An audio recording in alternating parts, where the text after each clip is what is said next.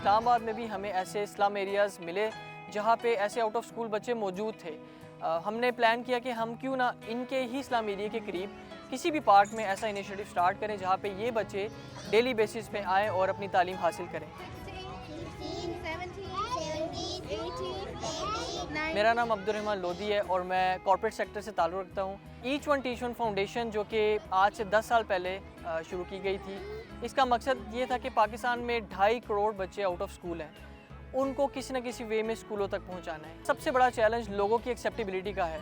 लोग इस चीज़ को एक्सेप्ट ही नहीं कर सकते कि ऐसे बच्चे भी मुफ्त और मयारी तालीम हासिल कर सकते हैं। उनके नज़दीक ये वो बच्चे हैं कि जो कचरा उठाने वाले बच्चे हैं, कूड़ा उठाने वाले बच्चे हैं या रेडी लगाने वाले बच्चे हैं।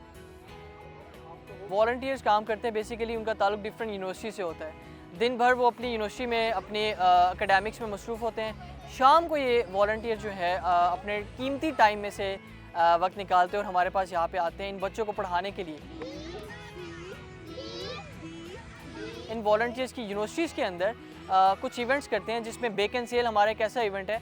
हम खुद घर से खाने पीने की चीज़ें बना के लेके जाके उन यूनिवर्सिटीज़ के अंदर, उन कॉलेजेस के अंदर सेल आउट करते हैं और इससे जो इनकम जनरेट होती है वो हम इन बच्चों के ऊपर लगाते हैं। इन बच्चों की एकेडमिक्स से लेके को करिकुलर और इनकी डेवलपमेंट की सारी जो जिम्मेदारी है वो हम ही उठाते हैं। इन बच्चों को जब ये बच्चे हमारे पास आते हैं, इन बच्चों को एकेडमिक्स की तालीम से हम लोग स्टार्ट करवाते हैं एंड लेटर ऑन जब ये बच्चे किसी बेहतर स्टेज पे पहुंच जाते हैं, हम इन बच्चों को आर्ट्स की तालीम के साथ साथ हम इन बच्चों को जो नई टेक्नोलॉजी की तालीम है वो भी हम इन बच्चों को प्रोवाइड करते हैं।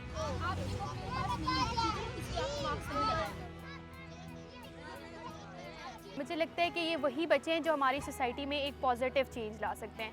इनको मुश्किल होता है कभी कभी हैंडल करना, लेकिन थोड़ा बहुत आपके साथ इनकी बॉन्डिंग हो जाए तो फिर they are the most loving kids. तो मेरा ये था कि बच्चों को देखना, और इन बच्चों, क्योंकि मैं खुद देखती हूँ ये काम भी कर रहे होते थे, सुबह फिर यहाँ आके पढ़ रहे होते थे, तो इनको सुबह काम करते हुए देख के फिर पढ़ते हुए देखना। मैंने कहा इनमें अगर इतनी एनर्जी और इतनी मोटिवेशन है तो फिर हमें तो आके पढ़ाना ही चाहिए इनको।